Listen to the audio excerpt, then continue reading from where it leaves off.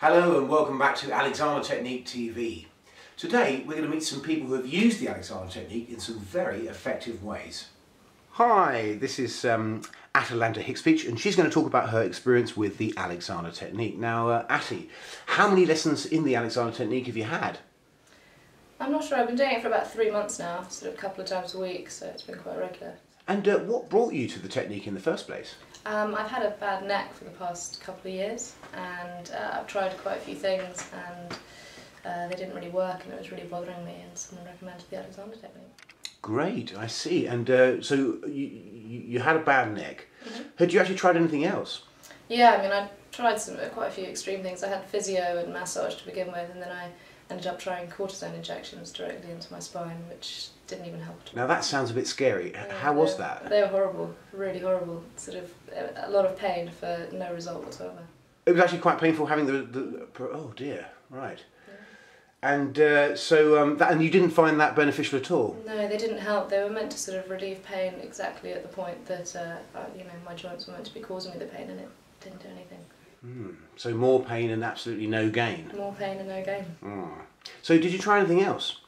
I tried some physio and I tried massages regularly and things like that, but nothing really seemed to address the causes of the problem right. as much as I would have hoped. They just all focused on immediate pain relief, which I didn't think was particularly beneficial. Right, I see. So how do you think the Alexander Technique has helped you? Well, I think it focuses on the fact that it's not just about the neck pain itself, it's about how your whole body is involved in causing that pain. And so it addresses everything to do with your posture and your emotions and linking the two. Yeah, great. So are you beginning to feel better now? Oh yeah, much better. I've actually been sort of quite pain-free for quite a while.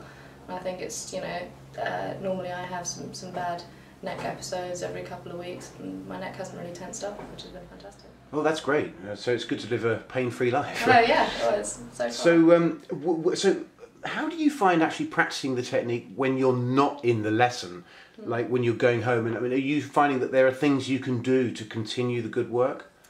Yeah, well, you have to sort of go home and lie down a couple of times a day for 20 minutes, which not only helps with the Alexander Technique itself and your muscles and your body, but also it's time for yourself to just sort of sit back and think and just sort of empty your mind a bit, which I find great. And also I'm quite aware of the Alexander Technique when I'm walking around. If I'm on the tube or just sort of sitting down, I'm like, oh, I'm not sitting properly, or I'm making myself more aware of my back and my neck. And so it's kind of like self-maintenance. Oh yeah.